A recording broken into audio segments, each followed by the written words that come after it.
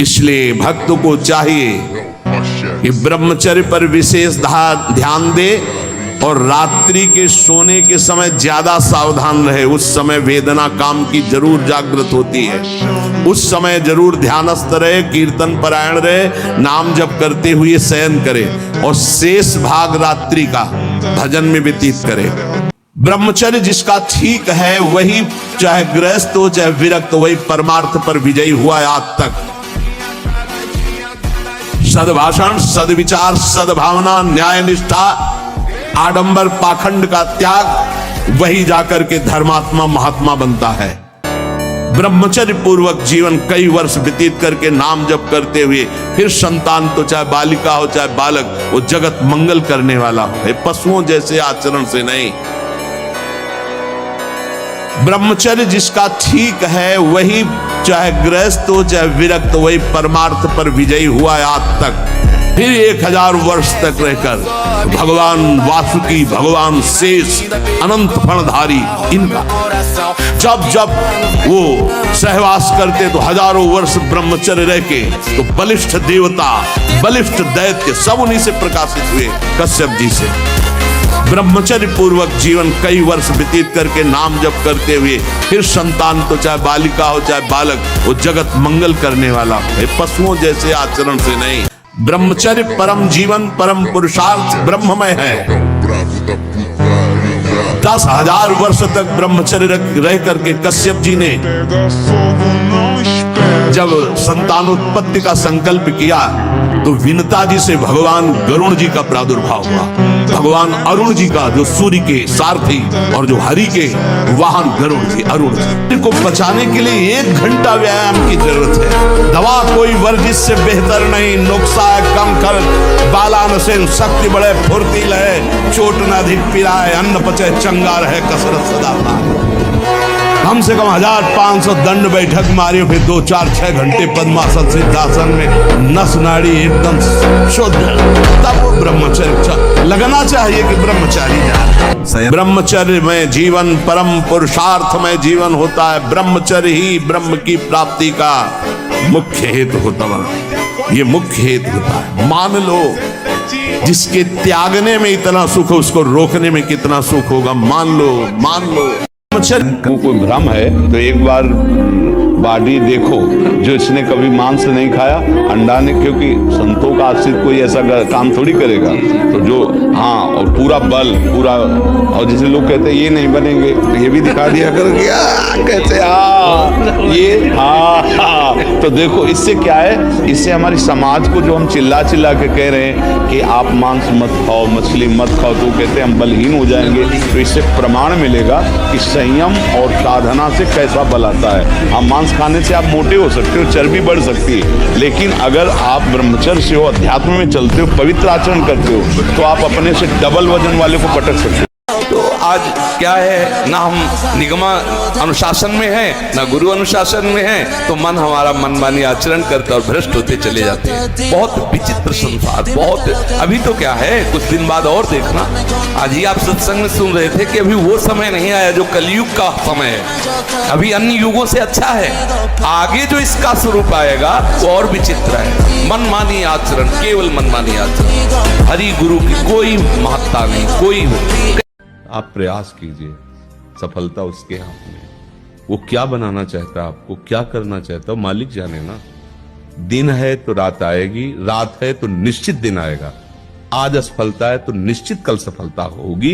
आज सफल हो तो कल असफल होने के लिए तैयार रहो। ब्रह्मचर्य के पहले हमें बैठना है, कुछ बातें डिलीट करनी है, कुछ बातें पुनः स्थापित करनी है। बैठकर हमें अपनी दिनचर्या पर दृष्टि डालनी है। आज गलती क्या हुई, प्रारंभ में ही गुरुदेव भगवान संन्यास मार्ग में जिन्होंने हमें नैष्ठिक ब्रह्मचर्य का उपदेश किया था, उन्होंने ये बात डाल दी कि आपकी दिनचर्या कैसी हुई आपको रोज जांचना है। उनमें से जो गलती हुई तो अपने दिमाग में बैठाना है। जो बातें आपके साधन के विरुद्ध है उनको नष्ट करना है।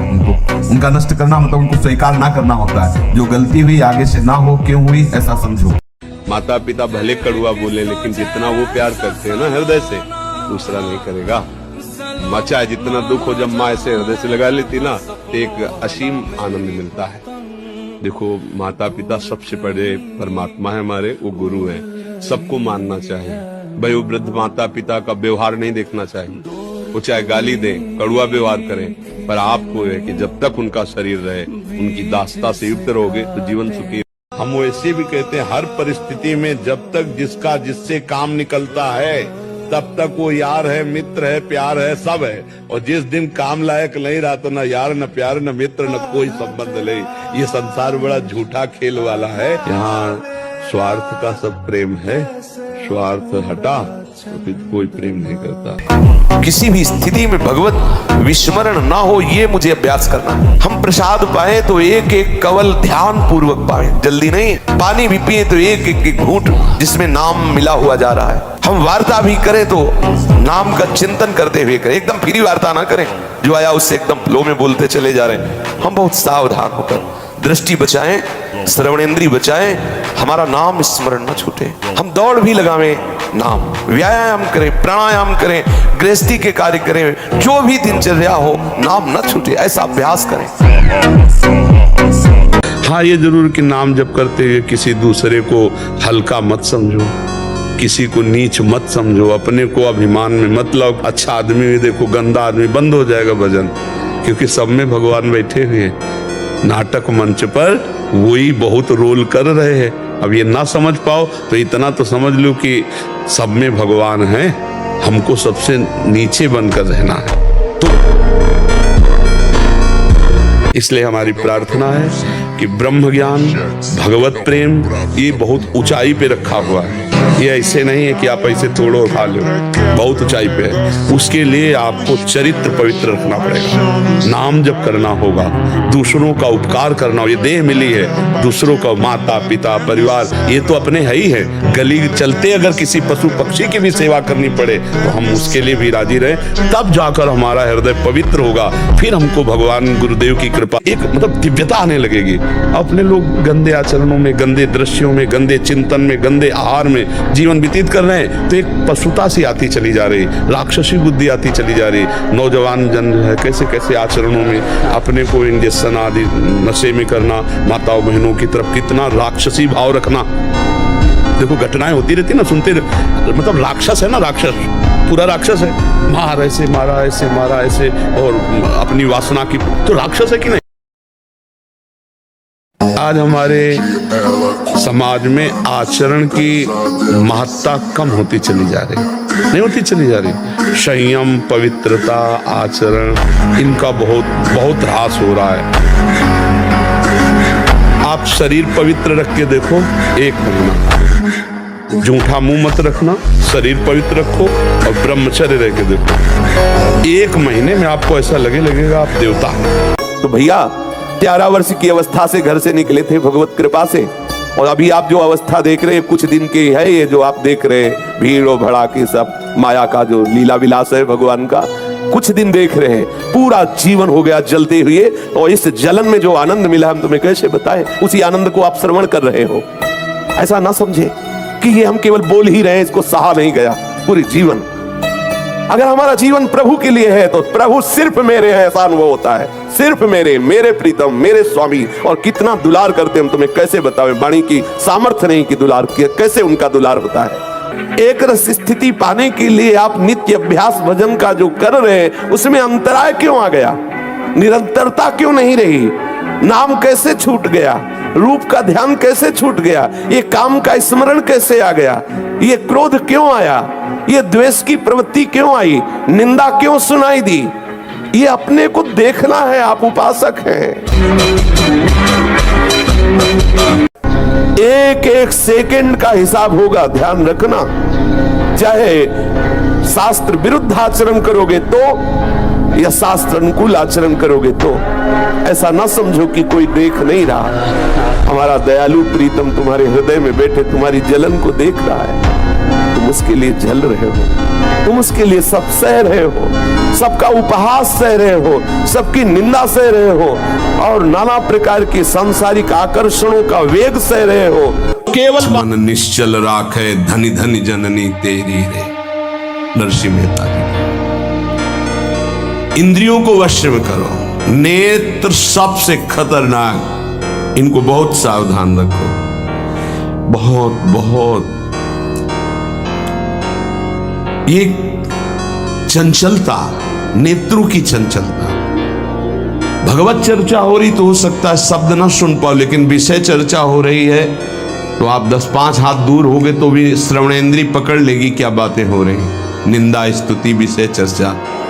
इंद्रियों को शासन में रखो, इंद्रियों को वश में करो, क्योंकि ये ज्ञान विज्ञान का नाश करने वाले महापापी काम इन्हीं के वशीभूत होकर तुम्हें नष्ट करते। मार डाल इस पापी को, मार इस काम को, नष्ट कर। तस्मात् तुम इंद्रियाण्यादौ नियम भरतर्षभ।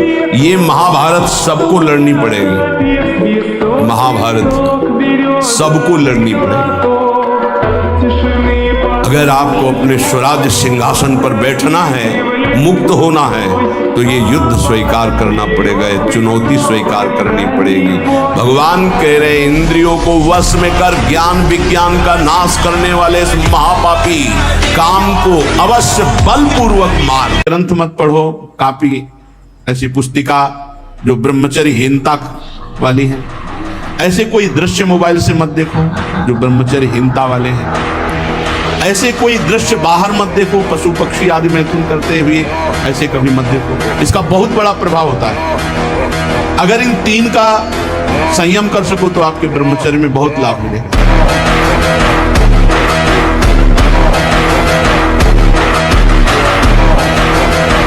शरीर में जितनी पावर शक्तियां हैं वो सबका अंतिम रूप वीर्य है।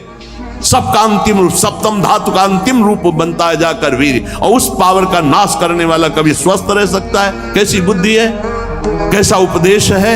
यहां कह रहे हैं कि परमार्थ की शुरुआत ही ब्रह्मचर्य से होती है। इसलिए चाहे गृहस्थ हो चाहे विरक्त, गृहस्थ तो संयम से संतानोत्पत्ति के लिए भगवत प्रणाम करके, भगवत आराधना करके, दिशाओं को नमस्कार करके, तिथि और समय की योग्यता देख करके संतानोत्पत्ति के लिए भगवत पूजा भाव रखकर वो संयोग किया जाता है, सहवास किया जाता है। हर समय ब्रह्मचर्य का संरक्षण कैसे हो ये तुम्हें सोचते रहना। ब्रह्मचारी हो, चाहे लड़की हो, चाहे पुरुष शरीर हो, दृष्टि भी सावधान रखो। आपकी दृष्टि ज्यादा इधर उधर नहीं होनी चाहिए, ठीक नहीं रहेगा। ब्रह्मचर्य परमार्थ की ऊंचाई पर चढ़ने के लिए एक आवश्यक वस्तु है।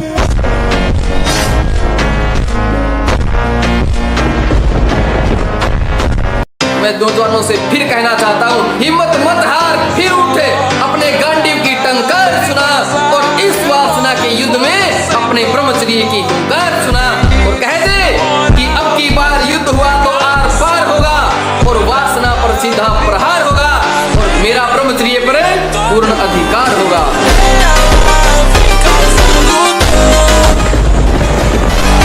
तीन बातें उपासक को अनुभव होने लगती हैं जिसकी शरणागति पुष्ट हो गई। भगवान मेरे समीप हैं, देखो महापुरुषों के वचन। भगवान सहस्त्रों हाथों से मुझे घेरे हुए हैं, भगवान मुझे स्वीकार कर चुके हैं। ये तीन बातें शरणागत के अंदर आ जाती हैं। देखो आपको अनुभव होता है भगवान मेरे समीप है। अगर नहीं हो रहा तो अभी आपका कोई है, इसीलिए नहीं हो रहा। इसके लिए पूर्ण ब्रह्मचर्य की आवश्यकता है, जरा भी चूक नहीं। जैसा कह रहे वैसा प्राण सूक्ष्म होने लगेंगे, मन एकाग्र होने लगेगा, शरीर शांत होने लगेगा, चंचलता रहित। पर एक बार पसीना पसीना, एक बार भीषण कष्ट प्रतिदिन, जब तक शून्यावस्था नहीं आती शरीर की, तब तक वो साधक को यही पापों को भस्म करता है। यही आसन उसको दिव्यता प्रदान कर दे। आजीवन के लिए काम रूपी वेदना से मुक्त हो जाएगा। जे ही वो ऊर्ध्वरेता ब्रह्मचारी हुआ, संकल्प ही खत्म काम का, नष्ट हो जाएगा। एक ऐसी परमानंदमय स्थिति योगी की, वही सब बिना कुछ किए ये स्वाभाविक हो जाएगा यदि नाम जब श्वास प्रश्वास से किया जाए। ध्यान रखना, एक इतना कठोर और एक इतना सहज। श्वास प्रश्वास पर ध्यान है, हर समय नाम चल रहा है, वो सब बड़े शीतल प्रकृति से जागृत कर देगा।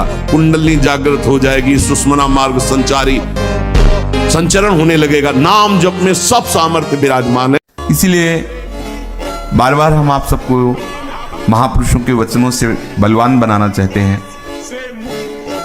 कोई भी रोग ऐसा नहीं है जिसकी सामर्थ्य कृष्ण नाम में दूर करने की, राधा नाम में। उनकी गरज हो डॉक्टर औषधियां भेजे, ना गरज हो तो आपके पास बहुत बड़ी औषधि।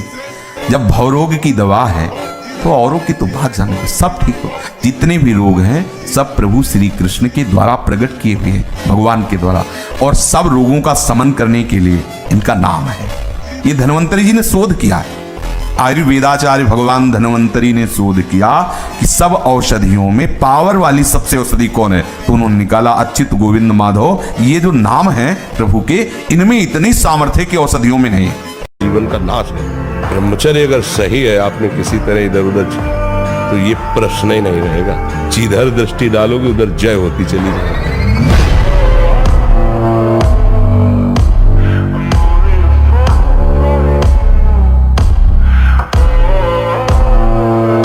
पर सिद्धासन और पद्मासन में बैठने की वो भूल न करे जिसका ब्रह्मचर्य ठीक नहीं है।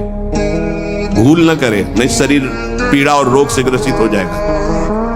ये वायु को संशोधित करके, चर्बी को भस्म करके, शरीर को शांत करके और मन को एकाग्र करके, प्राणों को सूक्ष्म करके भगवत प्राप्ति कराने में बहुत ही सहयोगी आसन है पद्मासन और सिद्धासन। लेकिन उसके पहले ब्रह्मचर्य का नियम नहीं, तो इन आसनों पे बैठने की भूल न करें।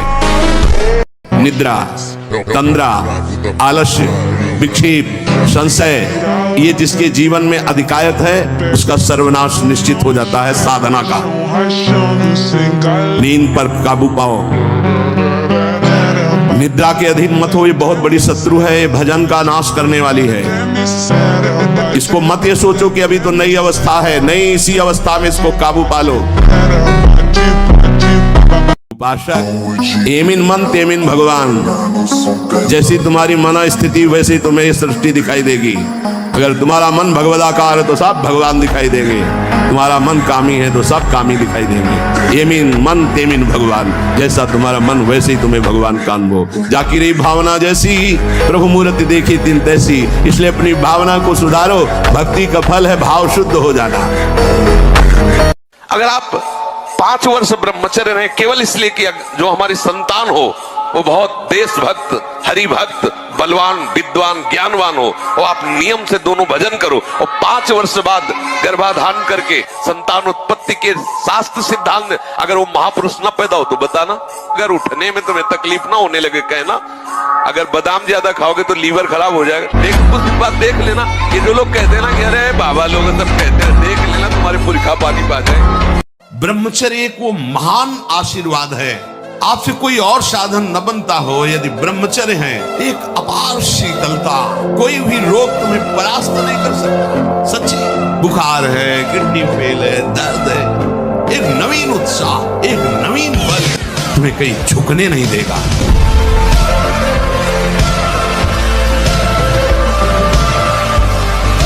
जिस दिन आप अपने गुरु के हो जाओगे, भगवान के हो जाओगे, तो आपके अंदर एक तेज आ जाएगा, एक शक्ति आ जाएगी, सबसे लड़ने की सामर्थ्य आ जाएगी।